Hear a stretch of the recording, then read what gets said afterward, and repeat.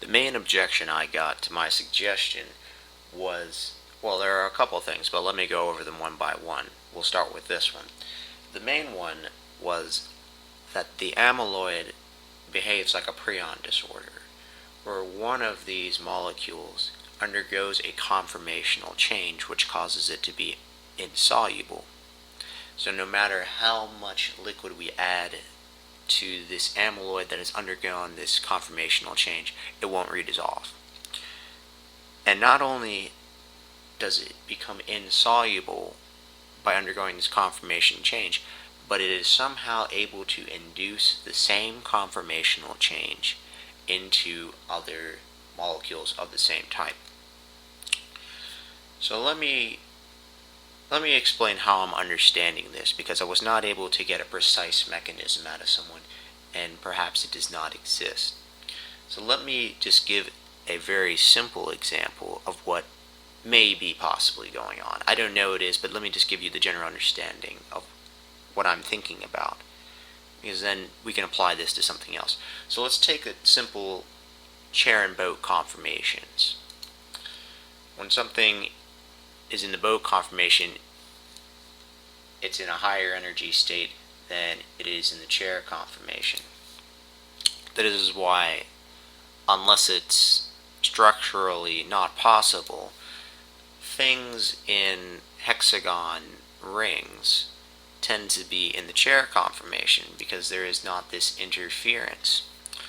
However, if we were to have a situation where we had these, let's say, groups on opposite ends that were attracted to each other, but were not able to get close enough to each other when they were in the boat conformation, if one were to be temporarily in the boat conformation, because when we have these rings, they're not just static, they're full of kinetic energy, so they're going in and out of these conformations all the time.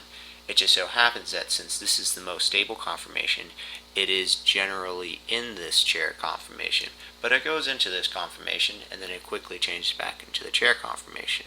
However, if one were to be in the boat conformation temporarily and it were close enough to another one of the same molecules and there was that attraction, if this attracts one end, they're able to get close enough to each other to hold each other in place for there to be intermolecular forces at work.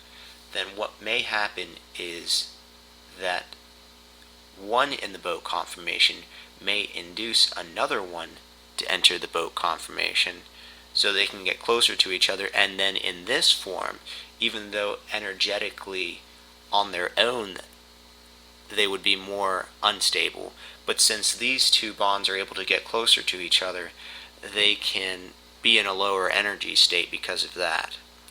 So this would be an example of a mechanism whereby one molecule is able to induce a conformational change in another. Now, I didn't label these groups, but we're just talking hypothetically here.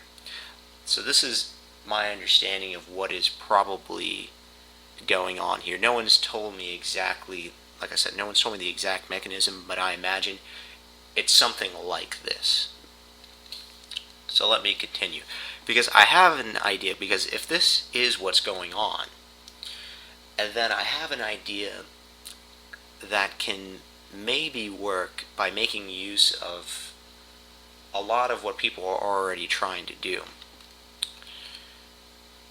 So people familiar with Alzheimer's obviously know that there are a lot of vaccines in development. These vaccines are immunoglobulins, and they have specific antigen sites, which means, well, if you were able to understand what I was saying before, you probably already know this. These antigens, or immunoglobulins, whatever you want to call them, antibodies, they have a specific antigen site where it binds onto a particular location of a molecule. That's how it identifies something foreign. What people have been able to do, however, though, is change this part, the heavy chains. See, this is the heavy chain, this is the light chains. There will be disulfide bonds here.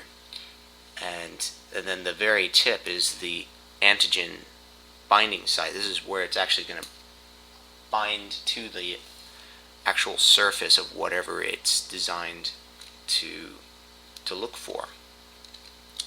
So again, what people have been able to do is switch out different animals, been able to attach, instead of this radioactive things on the end of it to kill cancer cells. These things are very, very versatile.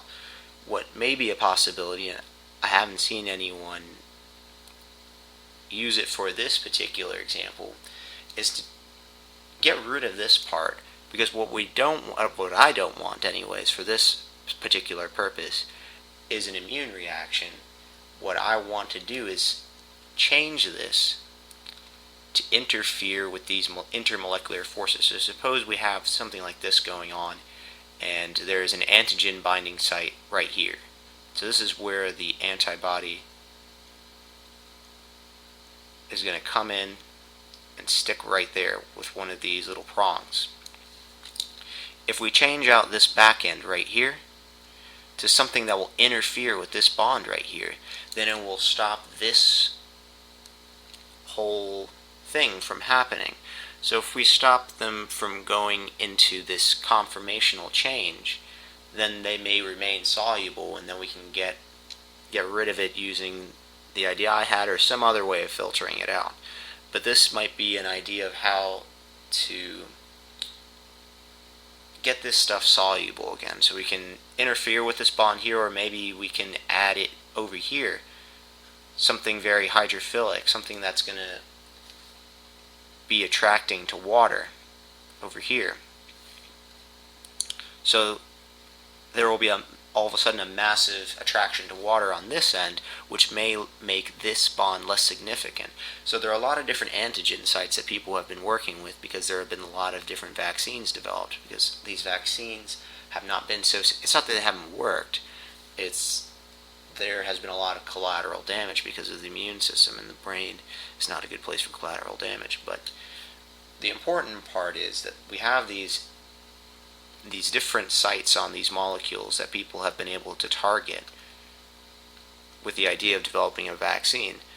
And what I'm suggesting is maybe somehow using those antibodies or immunoglobulins or whatever people want to call them to change the idea, to remove this handle.